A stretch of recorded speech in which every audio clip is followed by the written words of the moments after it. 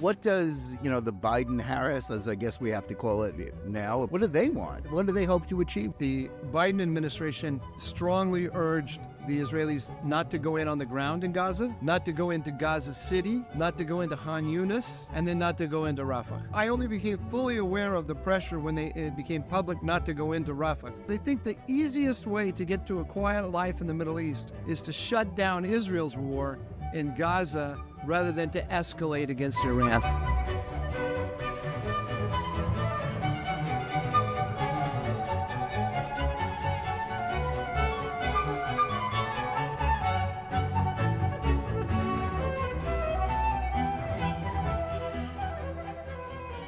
Hello, and welcome to Think Twice. This week, we have an important conversation for you with Middle East analyst Michael Doran. But before we begin, I want to remind you to like this video and podcast, subscribe to JNS, and click on the bell for notifications. Also, you don't have to wait a full week for more of our content. There is a Jonathan Tobin daily podcast where I share more news and analysis with you about the most significant issues we're facing today. You can find the Daily Show under Jonathan Tobin Daily on the JNS channel, wherever you get your podcasts. And now to today's program. What exactly is the point of the Biden-Harris administration's Middle East policy? Listen to either the president, or more likely these days, the vice president, and they never fail to say that they support Israel's right to defend itself. But nearly 10 months after the October 7th attacks and the beginning of Israel's war on Hamas in Gaza, and with the Jewish state on the brink of an all-out conflict with Hezbollah in Lebanon after the tragic terrorist attack that resulted in the deaths of 12 children in the Druze village of Maid al-Shams, a fair analysis of American actions would lead one inevitably to the conclusion that their main priorities in the region remain preventing Jerusalem from protecting its people against Islamist terrorists and appeasing Iran.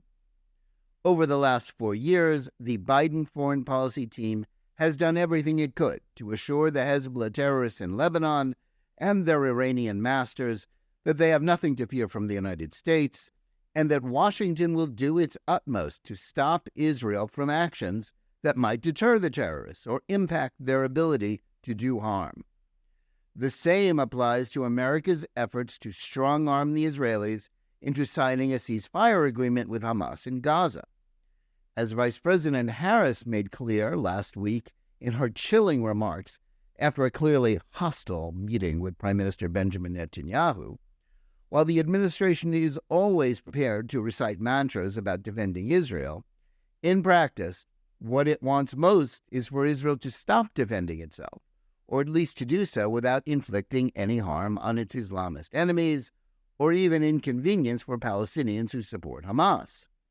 Above all, what it wants is for the shooting to stop, even if that means Hamas is not defeated, and to essentially return Gaza to the situation that existed there before October 7th, which is exactly what will happen if, as Harris promised, Israeli forces are forced to completely leave the Strip, even if some implausible plans for the Palestinian Authority or foreign Arab forces are supposed to provide security there. With respect to the unfolding drama in the north, Hezbollah has essentially made the portion of Israel adjacent to the border uninhabitable. But when it escalates the conflict by killing Israeli children, Washington's first instinct is to demand that Israel not overreact to the crime or to do anything to prevent it from happening again. Indeed, it's important to note that while Harris said that she would not be silent about dead Palestinian children, that was her exact reaction to the Hezbollah murders for a full day after they happened. This should come as no surprise. After all, Biden's foreign policy priority upon entering office was to resume the Obama administration's appeasement of Iran. And that extended to Hezbollah as well, as it was evident by the full-court press it applied to the Israeli government then led by Naftali Bennett and Yair Lapid in 2021 to surrender Israeli gas fields to the Lebanese in the hope that this bribery would ensure peace. Much like the money funneled to Hamas from Qatar and Iran prior to October 6th, and the unfreezing of billions to Tehran by the United States that have helped finance regional terrorism by Iran abroad and repression at home, the idea behind these efforts is to buy quiet from Iran and its proxies. But as we've seen in the last 10 months, the cash for quiet policy is like the land for peace formula, which has time and again merely purchased more terror and bloodshed. While an all-out war between Israel and Hezbollah or Iran isn't in the Jewish state's interest or that of the West, but allowing the terrorists to kill Israelis with impunity is an even worse idea. And the more that Harris speaks in a manner that convinces the Islamists that there is daylight between Washington and Jerusalem, and that the gap will only grow if she wins in November, then that only gives the terrorists an incentive to continue the provocations, or in the case of Hamas, to keep fighting in Gaza and to refuse to release the hostages it took on October 7th, certain in the belief that the United States will always bail them out.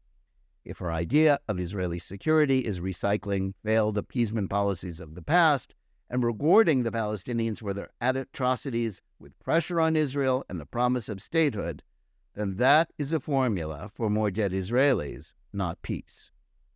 To discuss the current situation and the choices facing Israel and the United States, we're pleased to have back with us one of the smartest analysts on the Middle East and American foreign policy. Michael Doran is a senior fellow and director of the Center for Peace and Security in the Middle East at the Hudson Institute. He specializes in Middle East security issues and co-hosts the Counterbalance podcast.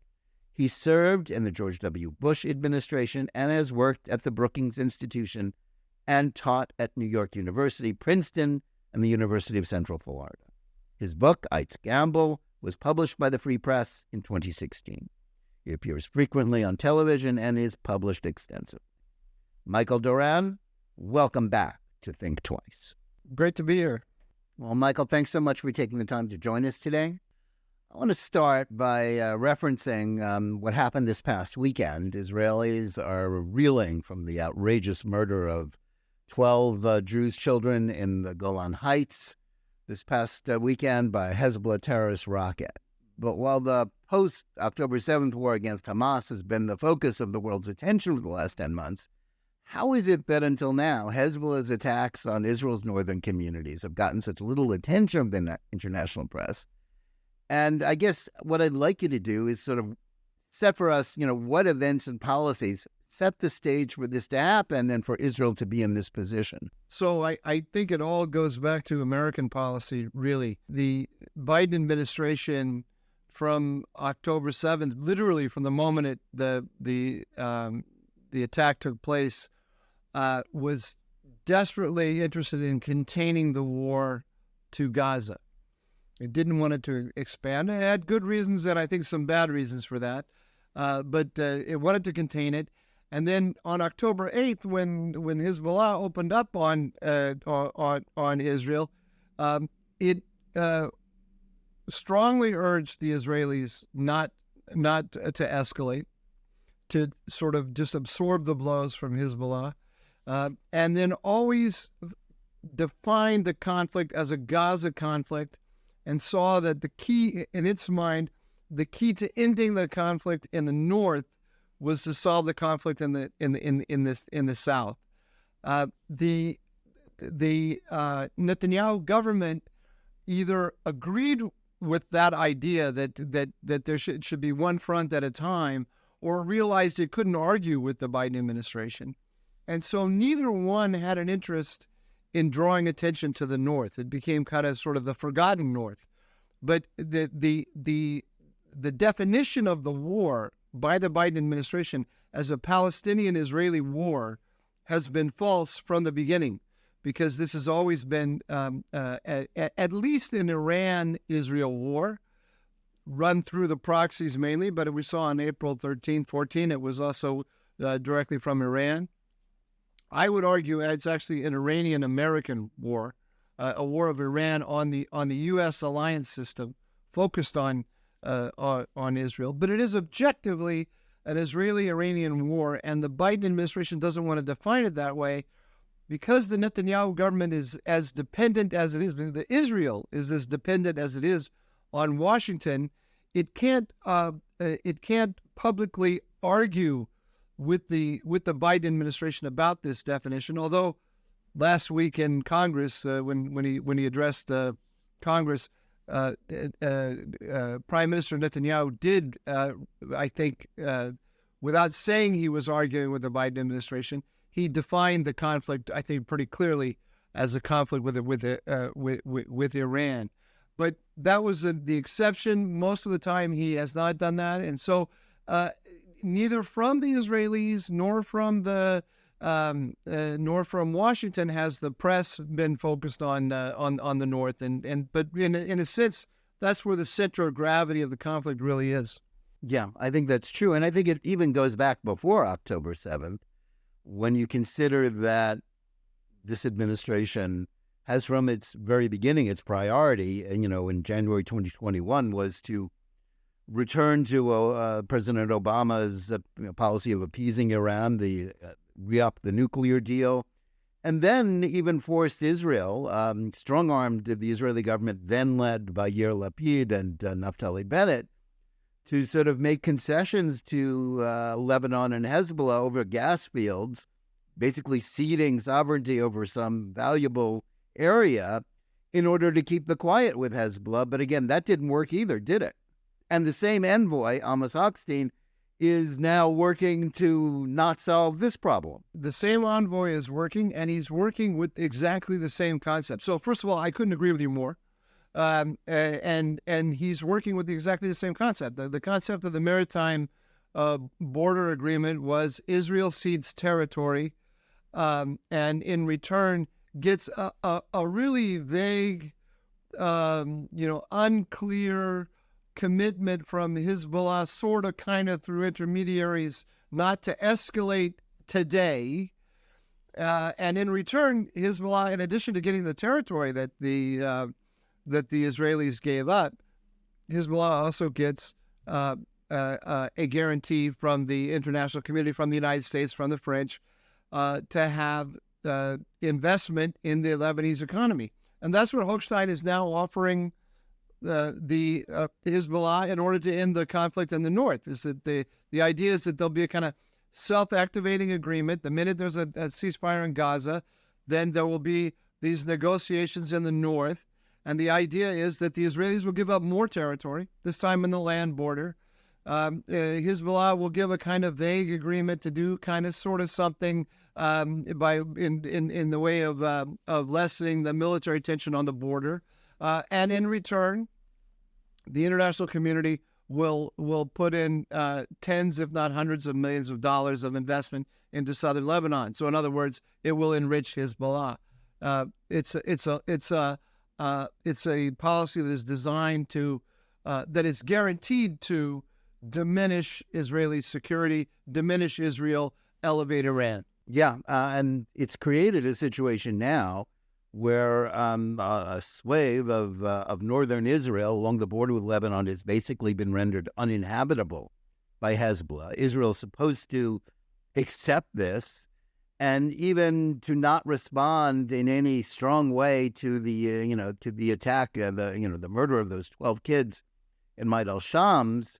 And part of the reason is that the Israeli government knows that there is an enormous arsenal that Hezbollah has amassed with hundreds of thousands of missiles and rockets pointed at Israel that would likely overwhelm its air defenses, and that short of some negotiation, the question is, does Israel have a viable option for dealing with Iran's auxiliaries in Lebanon or not? Well, that is the $64,000 question, and I would break it into two questions. Does Israel have a viable option if it has the support of the United States? And does Israel have a viable option if it doesn't have the support of the United States? And I think if it had a more supportive administration or a more supportive policy from this administration, then it would be a totally different game. Because right now, what the Israelis are looking at is that if they escalate in an effort to compel Hezbollah to end the attacks, then the Iranians have already signaled that they might get involved, and they have also signaled that they're going to bring in their militias from Syria, possibly also from Iraq, certainly the Houthis. The United States, if it had Israel's back, it could signal very strongly to Iran that such an escalation by Iran that the United States would hold Iran responsible for that. This is a totally different policy. I mean, we're not going to get this policy from this administration, but it could hold the ring around Lebanon and tell Iran and its proxies to stay out, or Iran will pay a heavy price. And then it would be Israel versus Hezbollah. It's a very different. That's a very different picture than what we have right now, which is the possibility of a whole regional war between Israel and all of Iran's proxies and Iran itself. And that's the United States is not offering Israel any way out of that picture other than restraint. So in other words, the U.S. is holding Israel in a bear hug and letting Iran and its proxies punch Israel. That's the problem with American policy. Well, we know that Iran wants regional hegemony, but are Hezbollah's missiles and its strength there as much of a part of a deterrent against a Western or Israeli attack on Iran and its nuclear program as it is a terrorist threat to the Jewish state? I mean, doesn't that play into how Iran, how adventurous they are? Is it their fail-safe, or is it just, a weapon to use against Israel willy-nilly? I think it's both. I don't think it has to be either or. It's the instrument by which Iran projects its power into the Eastern Mediterranean. And if I were in charge of American foreign policy, a primary goal of our policy should be to teach Iran geography. And so Iran, that's Iranian territory. Lebanon, not Iranian territory. The last thing the United States should want is for Iran to be an Eastern Mediterranean power.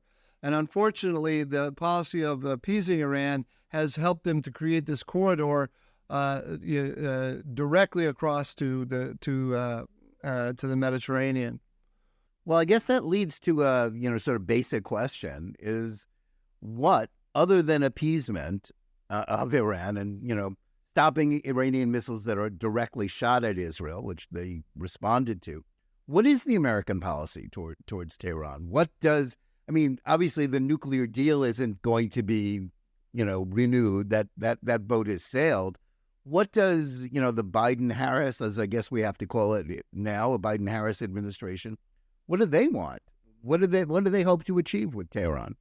Well, they're not being at all honest or transparent about what they're up to. I think if we had Jake Sullivan here and gave him truth serum, he would probably tell us. He's welcome even without the truth serum, but yeah, sure, that would probably help. But he would probably tell us that that there is an understanding with Iran. So they don't have the JCPOA, but they have a JCPOA light. In other words, what that is that Iran has basically agreed or signaled to them that it won't enrich uranium above 60%. But it is made clear that, the statements from the Iranian officials that they will rethink their nuclear posture if Israel does carry out a full-scale escalation against Hezbollah.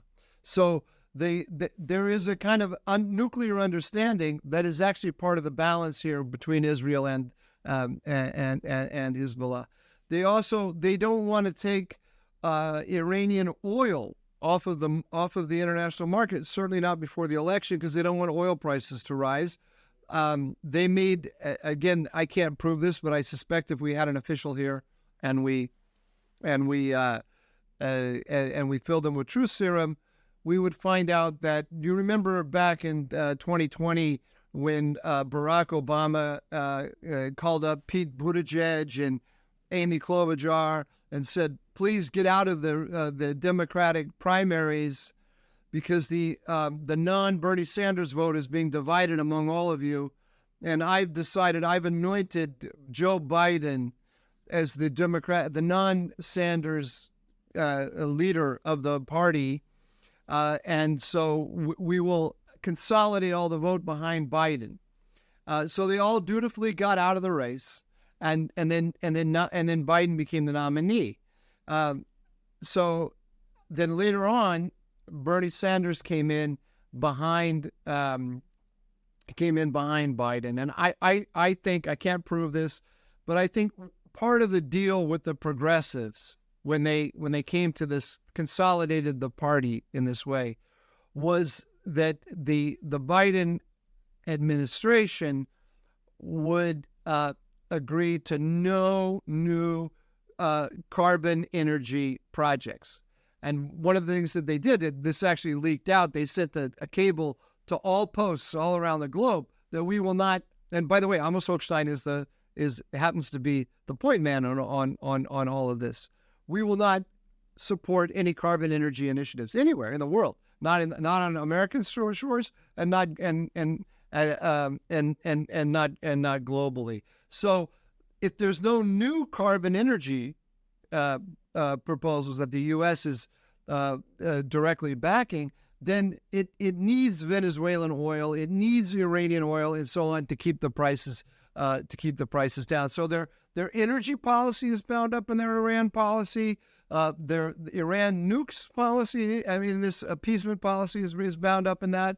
And of course, the Department of Defense is busy with a war in Ukraine, worried about a war in Taiwan. The last thing it wants is a major buildup, a U.S. buildup in the Middle East.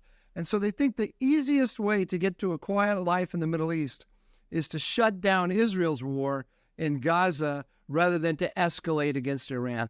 Yeah, it's interesting how the Green New Deal approach is also working to Iran's advantage. Let me just drill down for a moment on the nuclear issue.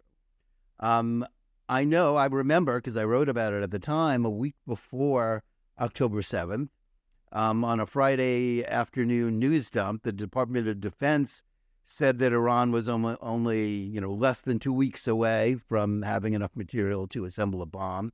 Recently, Secretary of State Blinken more or less repeated that. Is it now basically American policy that Iran is a nuclear threshold power, if nothing else, at the very least, and that is something that the United States tolerates or even tacitly approves of? I think basically yes. That's the. I don't know that would be the policy of the Trump administration, but rolling any of this back is going to be very difficult. And but clearly it was always obvious to me. Again, this is not something I could prove, but it was always obvious to me that when you listen to him and his senior officials talk, I'm talking about President Obama, that President Obama asked himself a question, and the question was, is it worse for Iran to go nuclear, to become a nuclear power, or is it worse for the United States to go to war, to carry out serious military action against Iran to prevent it from becoming a nuclear power? And he decided that the worst thing was for there to be American military action. And that basically green-lighted it set us on the path to where we are now. Again, I can't prove this, and obviously he never said that, but there's nothing in his posture, in his demeanor, in any of his attitudes that suggests otherwise. Well, I think given the fact that the JCPOA, the Iran nuclear deal that was concluded in 2015, guaranteed that Iran would eventually get the bomb, it was due to expire at the end of this decade, then I think that's a very reasonable conclusion to draw from that. Yeah, I don't think it. I mean, it's only controversial when you're talking to people who are, diehard supporters of Obama and want to believe that some of the talking points that they use to describe this deal were actually valid. Although if you look carefully at the deal and at the talking points, the two didn't match up, and that's just objectively true. Right? Well, that's a dismal view of the Iran policy from the United States. But let's turn to Gaza. It would appear that Israel's efforts to eradicate Hamas are winding down, at the very least. Do you think the military effort there has been a success? And what would be the cost to Israel's security if it signs a ceasefire hostage release deal that, as outlined by Vice President Harris last week after her meeting with Netanyahu, that essentially forces the IDF out of Gaza, and what, despite some of the talk about international forces or the Palestinian Authority taking over there after Israel, what would that mean as far as a revival of Hamas, if those are the terms for the end to the current conflict? Well, there's always been a huge contradiction at the heart of the Biden policy toward Gaza, again, totally unacknowledged. But on the one hand, very early on, the Biden administration, Vice President Harris was one of the first ones to say it.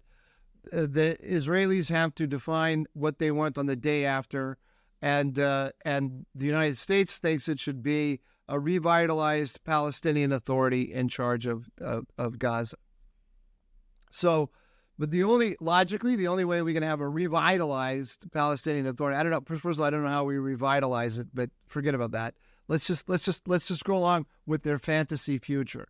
Their fantasy future presupposes the destruction of Hamas, because if we try to install we already saw in 2007 Hamas violently ejected the Palestinian Authority from Gaza, or Fatah from Gaza.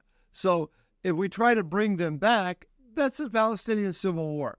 So the only way that can happen is if there is no more Hamas there.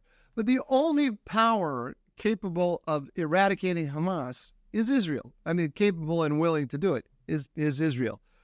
So that's on the one hand. On the other hand, from early April, but we now know it was actually earlier. By the way, I don't know if I recently learned.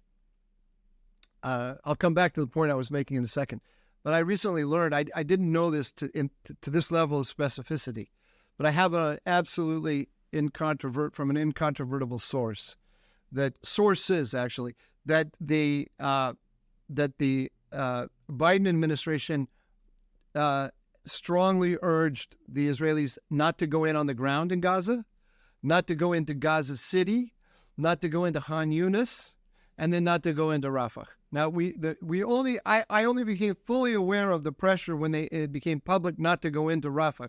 We saw some of the pressure about Gaza City and Khan Yunis, and we saw some of it reported, but it wasn't so categorical and expressed explicitly publicly from the highest level as it was on Rafah. But it was pressure all the way from the beginning. So they have not wanted a war on the ground in Gaza from day one, but they've also been talking about revitalized Palestinian Authority from pretty much from day one, or at least a few weeks after the conflict started. So the two don't work, because if there's no war on the ground in Gaza, then Hamas remains the player in Gaza. And so all this talk about a revitalized Palestinian Authority and all that, it's just that. It has its purpose. Its purpose is to sow conflict within the ruling coalition in Israel. But as a no kidding, really serious vision for the day after in Gaza, it was a lot of nonsense, which takes us back to the Iran policy, because if Hamas is still there on the ground, then what they really want is an agreement with Iran about Hamas, similar to the agreement that they are trying to get with Iran about Hezbollah. And that's the really true vision that the Biden administration has for peace and security for Israel, is Washington has a deal with Iran that it will restrain its proxies. And we've seen how much Israel can rely on that, right? I mean, totally. That's magical thinking, isn't it?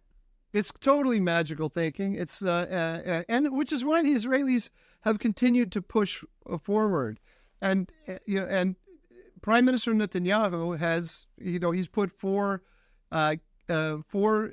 He will accept the ceasefire, but when Vice President Harris or President Biden talk about the ceasefire, what they want is a ceasefire that becomes a permanent ceasefire. So the three stages kind of merge into one, and from the moment there's a ceasefire, then it will extend through the other stages. And Prime Minister Netanyahu has said he'll accept the 42 day or however many days that the first stage is, but that Israel will continue fighting until it achieves its goals, which is the destruction of Hamas. So the vision of Israel that the vice president is putting out of Israel completely withdrawing from the Gaza Strip and the war ending the minute there's a ceasefire, the Israelis have never accepted that, and I don't believe they will. And I think Prime Minister Netanyahu has the entire country behind him, or let's say the vast majority of Israelis behind him on this issue. Now, whether they can orchestrate, they being the opposition, the Israeli opposition, and the Americans, during the first stage of the ceasefire, if they could orchestrate some kind of machinations in Israel to force elections, I don't know. That maybe they're dreaming of such a thing, but it's going to be hard for them to do, because I think people in Israel are starting to understand what the game really is. Well, I want to examine that equation now from both ends, the Israel side and the American side. Let's first talk about Israel. How much damage to Israel's negotiating position, as well as to its future security, is this all-out push from the opposition to Netanyahu, from the left, what's left of the left in Israel, and the hostage families who are some of whom are cooperating with this protest movement to force Netanyahu to agree to a ceasefire at any price? Is the pressure from both the domestic critics and the United States going to ultimately force him to agree to a deal that he knows is no good, or can he actually resist? I think he can resist. I think he's been doing it. I think he himself understands the game very well, and I think the caveats that he introduced. Let me see if I can pull them off the top of my head. One is that the war continues. The other is that nobody move, no Palestinians move north north that are armed. The other is that look at this, I've already forgotten. Controlling the Philadelphia corridor. Continue to control the Philadelphia corridor, which separates Gaza from Egypt, and that's Gaza the supply of weapons, obviously, into Gaza. And I'm forgetting. Continued Israeli security control of Gaza, for the foreseeable future. Those are the four. Those are non-starters for Hamas, really, and they're eminently reasonable to Israelis. I'm very far from this. I'm in Washington D.C. I'm not an Israeli. I just talk to people. But my sense is that the opposition that is working against Netanyahu and saying that he is perpetuating the war, prolonging the war purely to hold on to his seat, and that he has forsaken the hostages, my sense is that that is a minority position, and it really isn't getting a lot of purchase, and it hasn't. If it ever, I don't know if it ever had a chance, but as of early April, when Biden came out publicly with a pretty clear call for Israel to stop the war, and it came out that he was withholding arms as well, I think from that moment the moral high ground moved. The prime minister was holding the moral high ground. he's a weakened prime minister because he's the dominant politician in Israel for the last 20 years, and he was in power on October 7th. So some of the responsibility for, a significant part of the responsibility for October 7th is going to be, the public is going to hold him responsible for October 7th. That's just a fact. All the polling shows it. But despite the fact that he's been wounded and weakened as a result of that, the position that he's taken on the conflict, I think represents the will of the people. So he's gotten a reprieve because of that. Now, you referenced the slow walking of arms to Israel by the United States. Now, the Biden, everybody in the administration and all of their, media echo chamber continues to assert it's not true. You've written about this. Is it true? And how much has it affected Israel's ability to fight? It's totally true. I acquired a list. Yeah, there are 3 categories of arms that are being held up. There's category 1 is direct commercial sales that are being held up. And this includes rifles and machine guns and JDAMs. That's category 1. Category 2 is cases approved by Congress and awaiting formal notification. And that includes AMRAAMs, F-15s, JDAMs. And then the third category is cases that are ready for shipment but paused by the Biden administration, and that's just that one thing, the 2,000-pound bombs. So they're slow walking in the 2 categories, and the one category that they have admitted, the 2,000-pound bombs, they held up. You talk to any senior Israeli official, and they say, no, there's no doubt about it. On the Hill, they're aware of it now as well, and they started to look into it. The Biden administration will continue. It's got its story, and it's sticking to it, which is that these are just normal bureaucratic delays, but that's nonsense. It's an ally of war. It's an ally of war against an enemy of the United States. Come on, who are you kidding? Yeah, I think it's an open secret, but it's one that they're still trying to keep. Oh, by the way, President, so pardon me for interrupting you. No, go ahead. An interesting little part of this story, President Biden was never supposed to admit that they were holding the weapons. Because he's not at the peak of his powers. Let's be polite. He let it slip. He couldn't I forgot the name of the journalist he was talking to in early April, but right about April 1, April 2, whatever it was.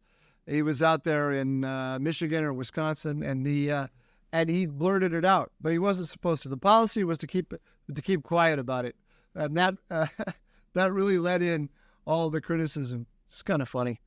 Yeah, well, not so funny from the Israeli point of view, but obviously a good joke if you're Hamas in Iran. Yeah, the policy's not funny, but the execution of it is. Right. Let's talk a little bit about what's led up to this, these sorts of policies towards Israel. You've outlined sort of what, Biden policy has been. It's just a continuation of Obama's policies. How much is politics? They accuse Netanyahu of playing politics.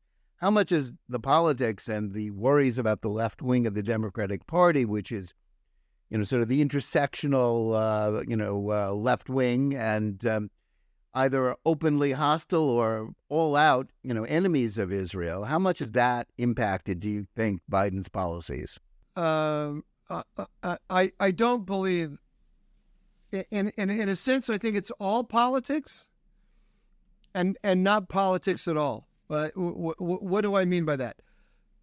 The policy of Iran engagement, which is what we're really talking about here, is good domestic politics, because what it does is it creates a picture of the Middle East that says that all of the elements that progressives hate in any case, so security-minded Republicans like myself, Jewish and evangelical Zionists, Benjamin Netanyahu, Donald Trump, those Mohammed bin Salman, those are all part of the coalition of war. The reason we have wars in the Middle East, the reason we can't come to an understanding with Iran is because of the party of war. And then it doesn't depict Iran as the party of peace, but Iran engagement is the method of achieving peace. And so the Iran engagers, they are the pursuers of peace. That is, if you go talk to Medea Benjamin, the head, or I don't know if she's the head or one of the senior officials there in Code Pink, she's out with her microphone, with her bullhorn at every opportunity. She is catechized in this worldview. This is popular progressive politics. That has been their view from 2015 on, if not before. So that's domestic. That's the domestic politics. They have a view of regional order that is part of a unified field theory in terms of their view of domestic politics. So I think it is totally domestic politics. But when people now say, isn't it domestic politics, like as you just asked me, is Biden taking these positions right now because it's an election year, because he wants to get more votes in Michigan and so on? No, I don't see it that way. I mean, yes, there is that dimension to it, sure. But that suggests that he's just this is just a sop to those voters at this little particular moment in time, and then after the election, he does something else entirely different. I don't think so. This is a worldview. It's a completely well thought out, coherent worldview, and they have a strategy that is an outgrowth of that worldview. Yeah, I think that's a good way to sum it up. Let's turn to the question of the future of American foreign policy. I think Vice President Harris's comments after what was obviously an unfriendly chat with Netanyahu last week gave her an opportunity to lay out her vision of U.S. policy towards Israel and the Middle East. What did you think of her remarks, and what do you think it would mean if she wins in November? I think that she has.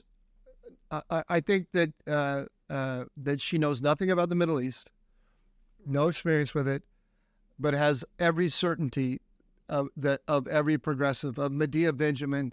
This is the Medea Benjamin foreign policy, and that's all she has. Now, she's a politician, and she probably has a fair degree of flexibility in her personality, and will be able to attack this way or that way according to needs.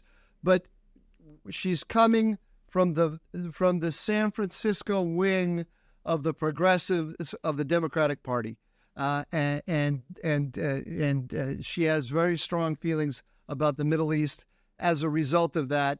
And I think that we should assume that's what we're going to get until proven otherwise.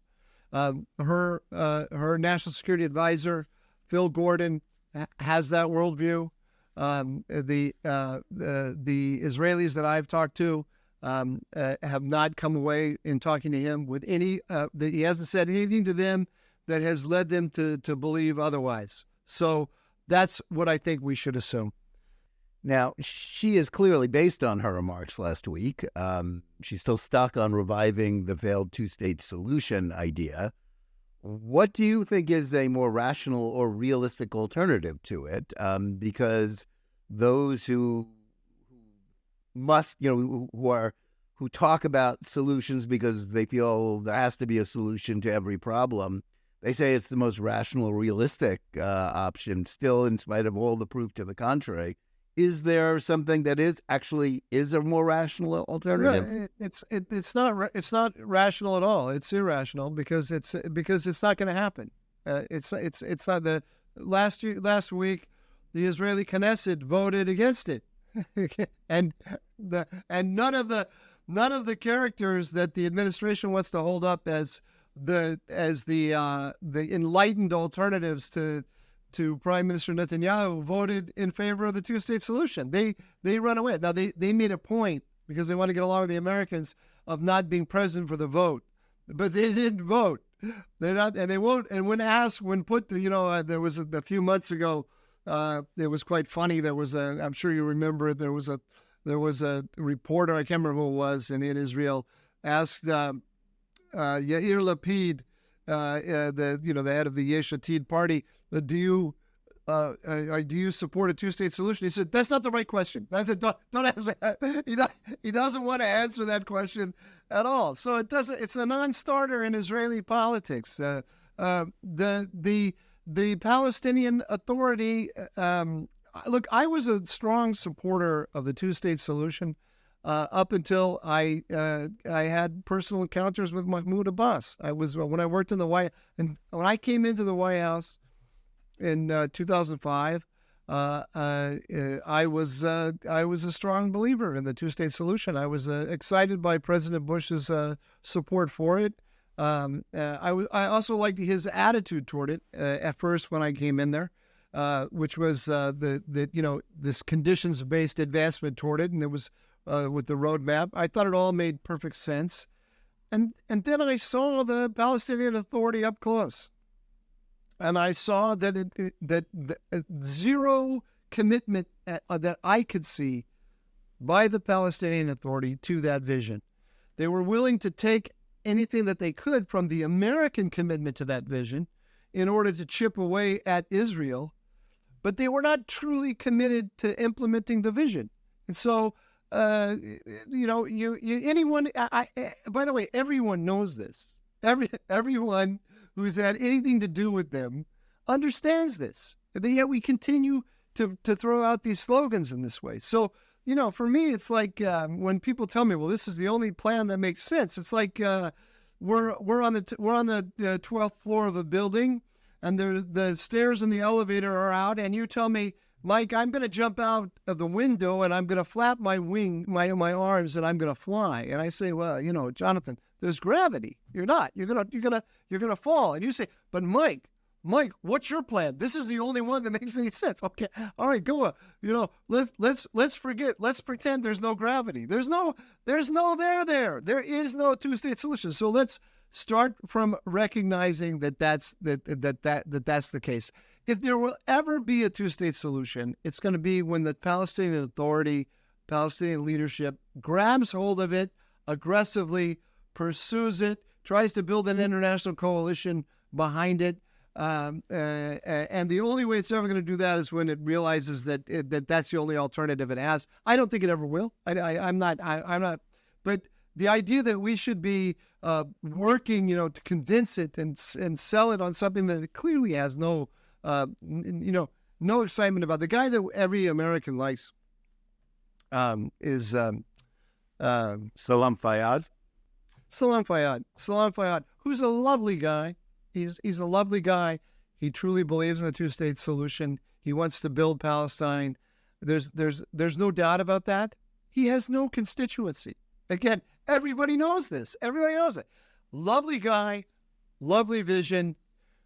I would love it if he was reflective of the Palestinian elite and of the Palestinian street. I mean, I don't know what the Palestinian street was. Who knows? But there's no Salam Fayyad has no weight in actual Palestinian politics. So forget it. It's not going to happen. Let's be realistic. Well, let's turn to the other side of the American political equation. Former President Trump has been criticizing the Democrats on Israel. He has a track record based on his 4 years in office. What do you think he will do about Iran if he wins in November, especially, as you noted, after 4 years of the Biden policies? It appears as if, at the very least, that Tehran is a threshold nuclear power now. He'll be a lot tougher with Iran. And we've seen this movie before. He will, but there will be limits to it. Like I said, we've seen this movie before, and the Republican Party, is now split between let's call it, the Tucker Carlson wing, for lack of a better word, the isolationist. I don't like the word isolationist, but we all know we're talking about that the restraintist wing of the Republican Party and the more centrist Republicans like myself. And we know that Trump is going to have a leg in both camps, and he's going to play to both camps. And the restraintists, their attitude toward Iran and the Middle East is not that much different than the progressives. They explain it all differently, but in terms of the policy vector, he'll straddle the two. But the inclination is going to be toward getting tough with Iran and deterring it. And if you look at the list of people who are on the short list to be the senior officials in the Trump administration, they all have very good credentials with respect to Iran. So I think we're going to see a much tougher position. I think Israel will be in a better position in the Trump administration. But a lot of these dilemmas that Israel has, like as you were saying before about the arsenal that Hezbollah has that can overwhelm the Iron Dome and so on, that's not going to go away. That will still be there. There'll still be some tensions with Washington as Israel works it out. But one former Israeli official said to me, who dealt with both the Obama and Trump administrations, said, "I'll take the worst day of the Trump administration over the best day of the Obama administration anytime." Yeah. Well, I'm sure they would. I guess just to drill down a little bit into that foreign policy split in the GOP, I think there's I'm not sure how much of a constituency the Tucker Carlson wing has. I think if you look at J.D. Vance, who's, somehow identified with them, he is certainly a skeptic on Ukraine, but very strong about, Israel and Iran. And I think that seems to be where most of the gravity, even in the sort of more populist wing of the Republican Party, is, as opposed to the sort of holdovers from the Bush era, if we're going to characterize them that way.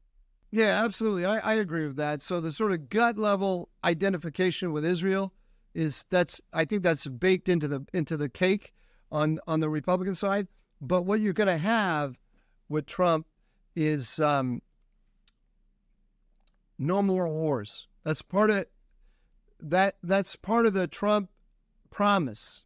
No more wars. So there will, when you have a situation like we've got today, with the prospect of escalation with the Hezbollah, there'll be a tendency on the part of the Trump administration to send a deterrent message to Iran, but there will also be a message of restraint to the Israelis.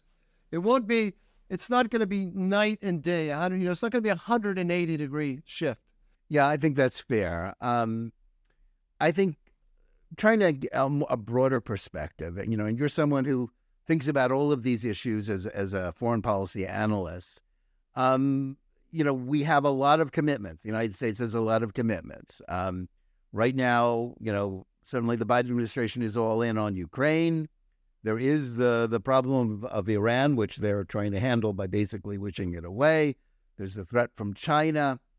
And there's also the fact that, and this is a point that J.D. Vance has made, that we're sort of writing checks that we can't cash because there just aren't enough arms to be given to all of, Ukraine wants more arms than the United States can possibly manufacture as a whole.